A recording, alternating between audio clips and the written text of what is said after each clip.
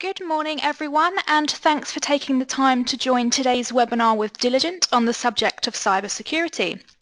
For some of you, this is the third webinar you have attended in our series. We hope you found the first two useful. And for those of you who are joining us for the first time today, welcome. My name is Holly Groom and I'm part of the marketing team here at Diligent, and I'm joined today by my colleague Charlie Horrell, who is the Managing Director for Diligent in the Europe, Middle East and Africa region. So before we get started today, I have a couple of housekeeping notes. This webinar will last about 30 minutes. We are recording it and a copy of the webinar will be sent to everybody that registered within the next 24 hours.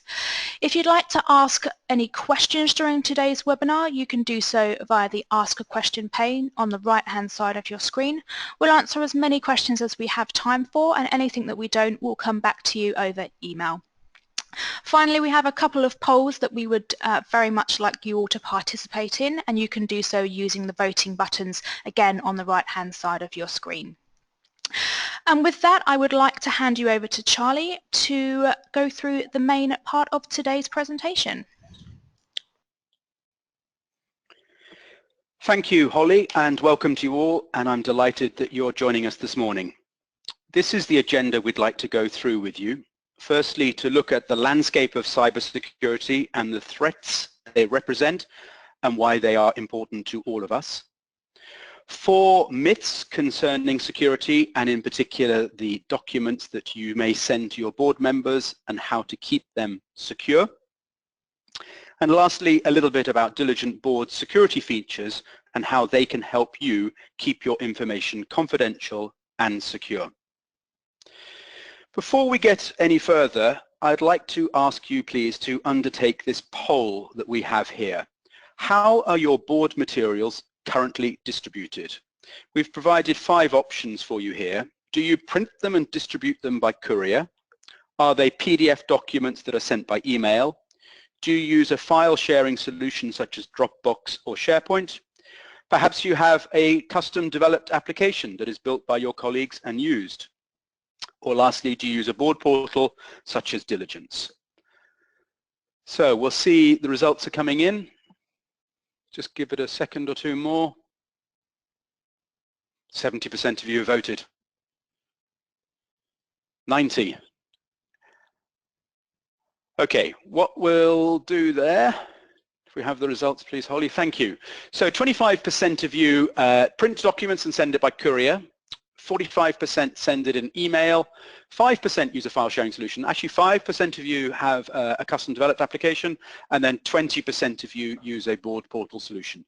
So that is pretty common sort of responses and absolutely fine. Just paints a picture for all of us. What we have here are the results of a piece of research undertaken by the Ponemon Institute, who look at security on a worldwide basis. This is what they do. They undertook this research in June of last year, and they were asking the question whether the boards of directors of organizations understood the security risks that these organizations faced. They asked on the left-hand side the board of directors, and on the right-hand side they asked of the same companies, the IT security experts, the same questions. So with the board of directors, approximately 1/3 strongly agreed with the statement that they themselves understood the security risks. 38%, so just a bit more than 1/3, agreed with the statement, and 30% disagreed. So 30% themselves recognize that they do not fully understand the risks that their organization faces in security matters. However, if you look at the answers of the IT security team, it is different. Only 21% strongly agreed with that statement, 22% agreed, but fully 57% disagreed. So more than 1 in 2 IT security experts believe that the board of directors of their company does not understand the security environment that they are working in or the risks it represents. Now, if you think about it, that's quite a remarkable statement. 1 in 2, in their opinion, don't understand. So we're going to ask our second and final poll here, which is, in your organization, the one you work for now, do you think your board members understand the security risks of your organization, and in particular the cybersecurity threats? Do you think if you went to your board members now and asked them, really, do you understand the situation, you would be able to strongly agree they do, or disagree, similar to the IT security experts? So the results are coming in. We've had just over half of you voting, 60, 70%. 90%. Okay, let's close it there, please, Holly. So what have we got? So look at this. That's interesting. 12% of you strongly agree with the statement. 28% of you agree. So 40% of you agree with the statement that your board understand the security risks.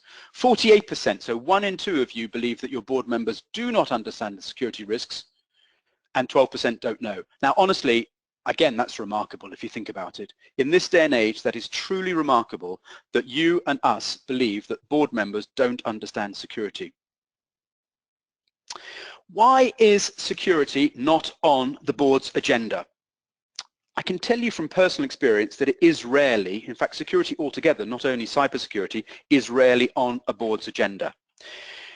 I used to work for a very large French technology company. Great big thing, very valuable, and we worked out of an office in the west of Paris. Beautiful Art Deco thing, built in the 30s, renovated. It could only be in Paris. The canteen was fantastic. It was absolutely wonderful. It was built on 5 floors and was in a square shape. And to move around the floors and up and down the floors, you had to badge between them. You had to use your security pass to get between them. Frankly, much in the same way as I have to do to come into my office here, and I'm sure for most of you going into your offices each day.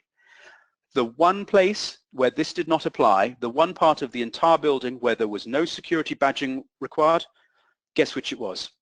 I think you probably can. It was the management floor. It was the floor where the CEO, the CFO, the general counsel, they worked, i.e. the people with all the juicy secrets were deemed to be not needing to badge in and out. Now, frankly, if you're going to steal the secrets of an organization, I think that's the first place you're going to look. So, in many cases, boards are not leading by example in this environment. Why is that? So the result again of Ponemon here in their survey they undertook last year, 80% or so feel that security is best handled by the company's management. 50% are concerned about director liability. So that's an interesting concept. What the directors are saying there is they are concerned that they may have potential liability if they get involved in looking at security of material and information and assets of the company. That's remarkable when you think about it. 25% felt they lacked expertise and knowledge. 15% didn't have resources. But either way, when you look at it, it is clearly not a board item, and in our opinion, it damn well should be. We disagree with this, and we really feel that boards should be looking at security.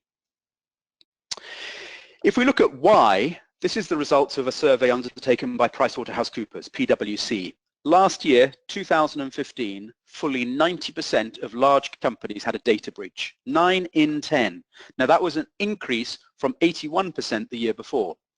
What happens if I work for a small company? Surely I'm not of interest, no data breaches here.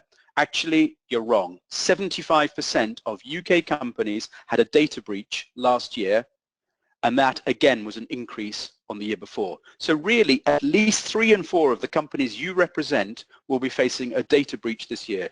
It is not a theoretical problem, it is a real problem. I can tell you from experience that our customers are worried about this. I went to see the company secretary of one of our large FTSE 100 customers about 4 years ago, and I said, is this a hypothetical problem or a real problem, data breaches? And he said, looking me in the eye, I honestly tell you that each day, and this is 4 years ago, we get at least 10 attempted hacks of our data servers, of our corporate servers, coming from China. It is not a trivial matter, it is really important. If you look at the cybersecurity in the news, it's clearly becoming more important. We may all have a giggle at reading the emails of the head of Sony Pictures being rude about the talent or lack of Angelina Jolie, but if we are customers of Carphone Warehouse and our credit card details have been made available on the internet, I don't think it's any laughing matter at all. What I'm going to show you now is a website, Norse Corp.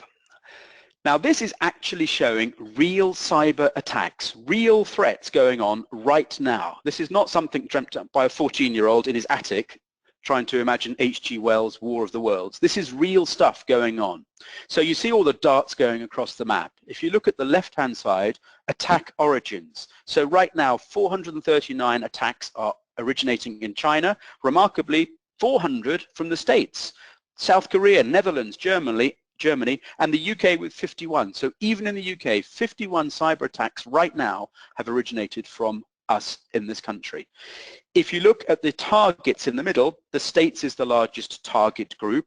Then remarkably, I find this incredible when I look each time, the UAE, so the Middle East, is a high risk environment. People are trying to attack companies there. Anyway, this is just a visualization of what's actually going on right now. So don't think for 1 second it's not a real problem. It is a real problem for each and every organization.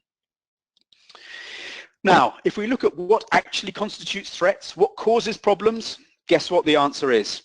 It's us, it's humans, it's you and me and all of us. We are the single biggest threat that organizations face. Now, rarely, frankly, is it deliberate or malignant. It's normally just a mess up, it's an error, it's human beings being what they are, but we constitute the biggest problem. 90% of all security incidents start with humans, with us.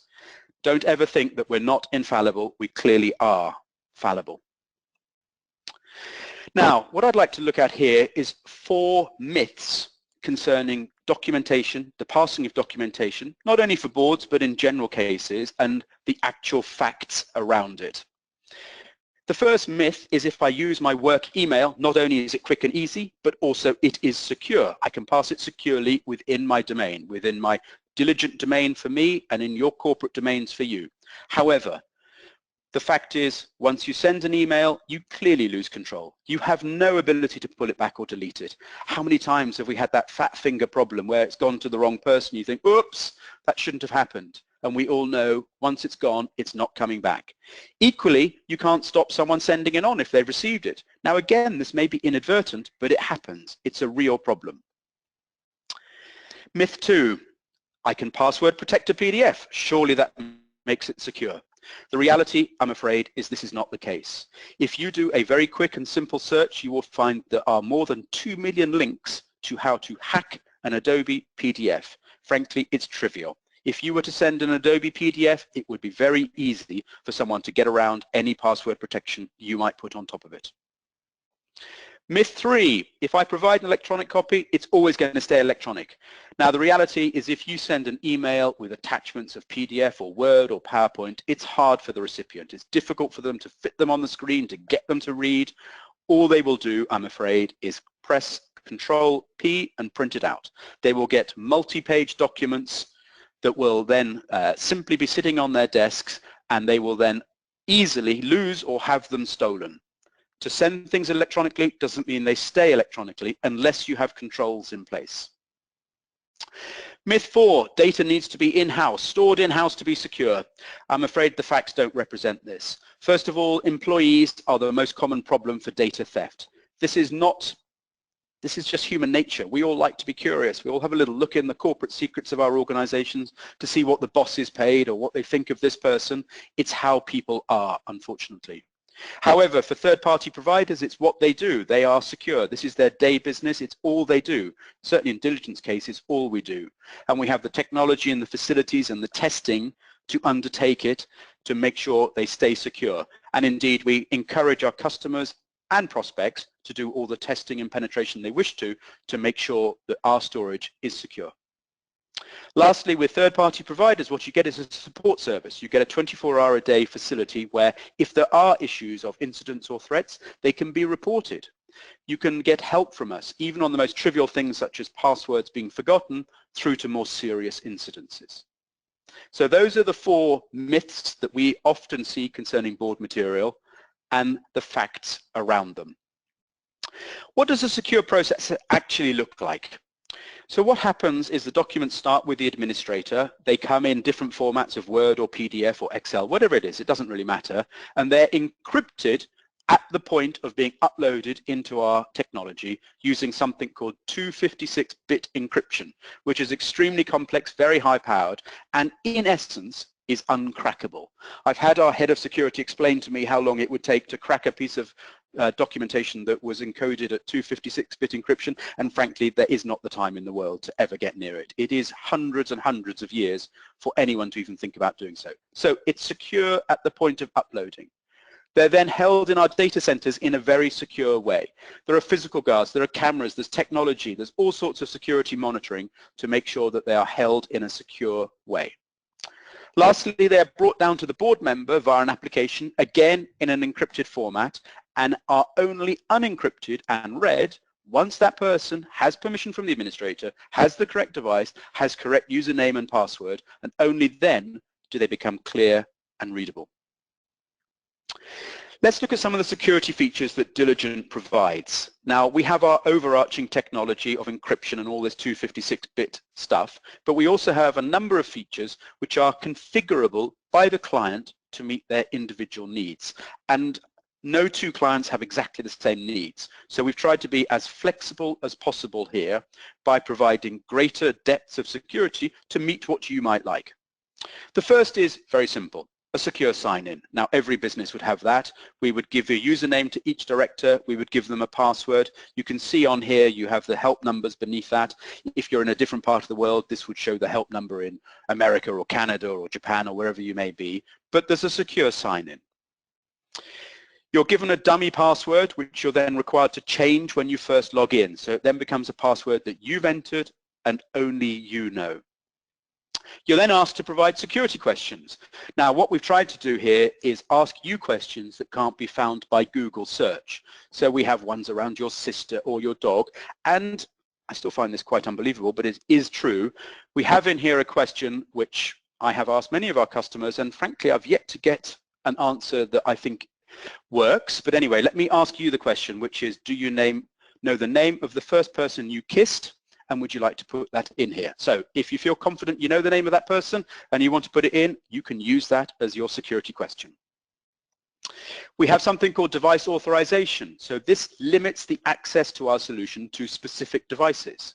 So if you want to give corporate devices to your directors, we can then lock it down. So it's only those devices that can be used. And if I was to steal the credentials of a human and use it on another device, it simply would not work. You can control the user's roles and accesses. So in this case, Ben is given certain permissions. Now they're given these permissions calmly on a Monday morning at 10 o'clock rather than panicking at 7 o'clock on a Friday night when documentation needs to be sent out, because that is how problems start.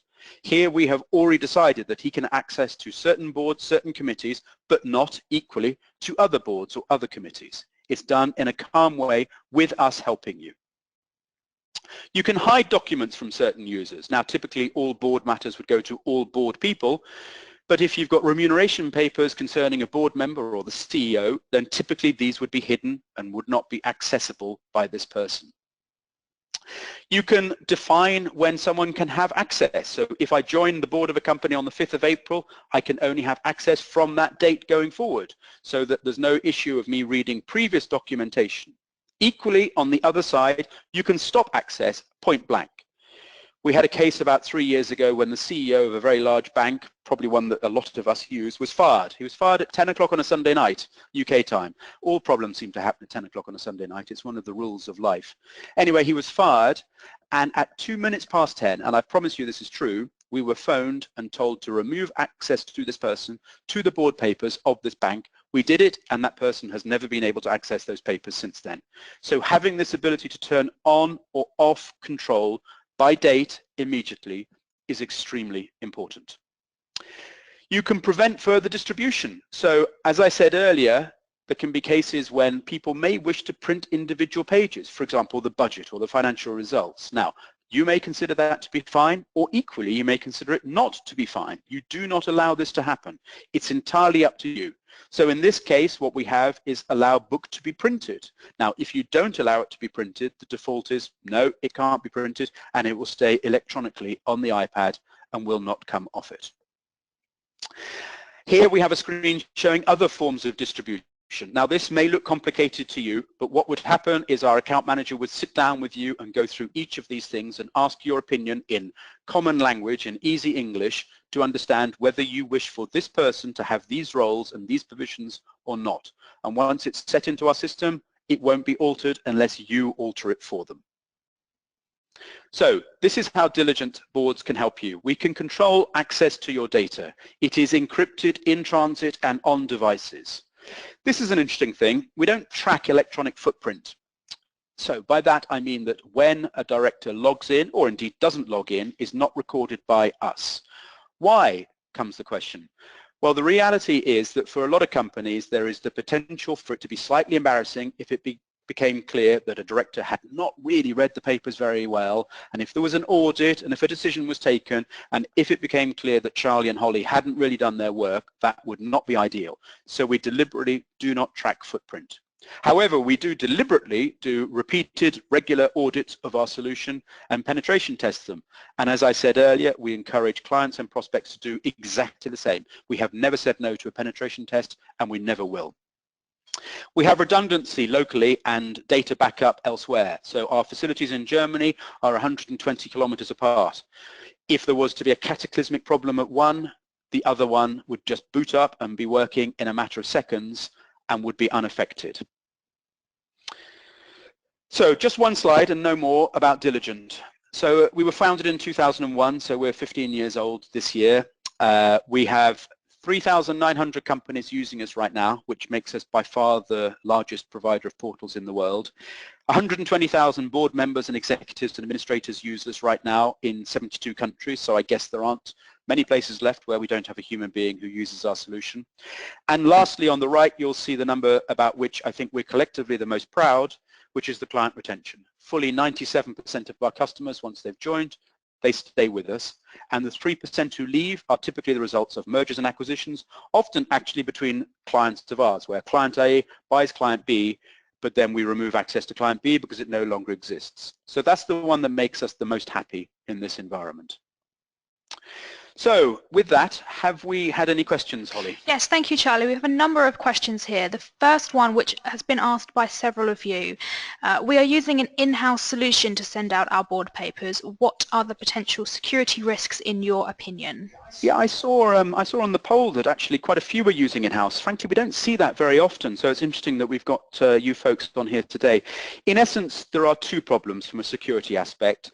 The first, I'm afraid to say, is that if there are going to be problems with this sort of solution, it's typically colleagues of ours who cause the problem. So your colleagues, frankly, in your organization, where it's Friday night, the IT guy is sitting down in their bunker, he's feeling a bit bored, and he taps into the solution, and he brings up because they control it. If it's IT internal, they control it, and they bring up the CEO's remuneration or the assessment of the CFO, or whether they're going to fire this person or that person.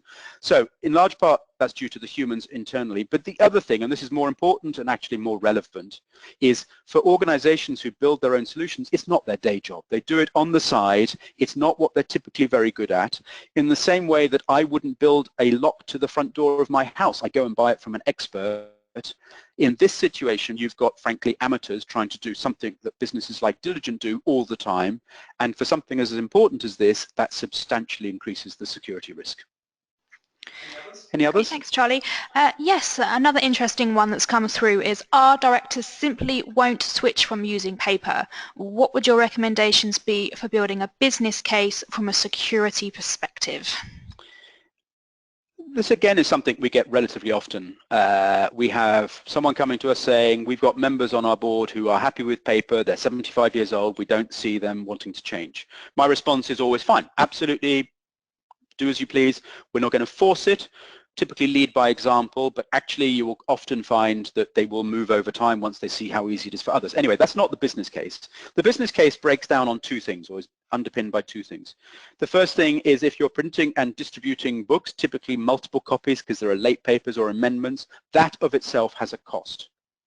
But far, far greater than that is the potential cost of a cyber attack, both in terms of monetary loss, but actually in this day and age, more importantly, reputational loss. If you are hacked and that becomes something that the rest of the world becomes aware of, your reputation will suffer. I mean, look, all this Panama stuff we're reading about in the last 2 days. My guess, somewhere in Panama right now, there's someone saying, damn, I wish we'd used diligent boards to send that information out. Then it would have been secure and we wouldn't find ourselves all over the front page of too many newspapers.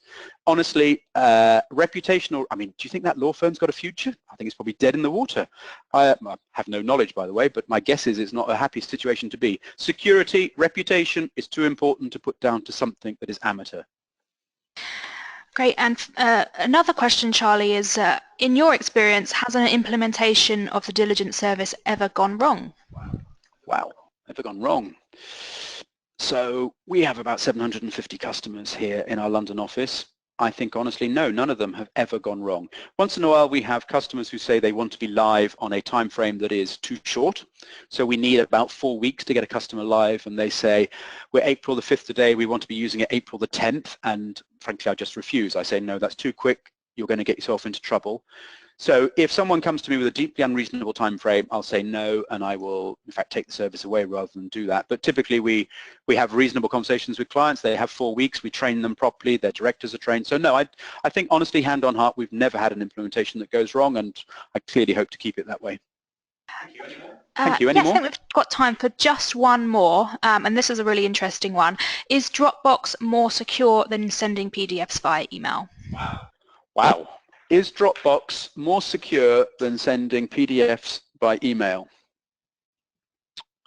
I think the honest answer to that is no. I think they're both pretty insecure, but Dropbox is certainly no more secure than PDFs. I think if you do another Google search on hacking Dropbox, you'll find something about 2 million hacks of how to get into Dropbox. I think actually it has been proved to be it's an amateur solution. It's what you and I should be using for sharing our holiday photographs with our nearest and dearest, rather than sending out corporate information. So I think the honest answer is no, Dropbox is not any more secure, at least to the best of my knowledge, and both of them are pretty insecure, certainly for sending out corporate information. Great, thank you, Charlie. We do have a couple of other questions, but they're very specific to certain individuals and organisations, so we'll come back to you over email on those. That does bring us to the end of today's session. We hope that the webinar today has given you some food for thought around your own internal security processes and measures. But what's next? You can visit our website www.diligent.com, and there you will find a huge amount of resources, not just on security, but on board portal implementation, adoption in general, and there's also a large number of success stories from our existing and very happy customers. There is also the option of scheduling a demo. You would have seen Charlie's contact details on the previous page. If you would like to get in touch with Charlie directly, please feel free to do so, and I will also make sure that I send out the contact details when I send around the recording in the next 24 hours. Thank you very much for joining, everyone, and have a great day. Thank you very much. Bye-bye. Bye-bye.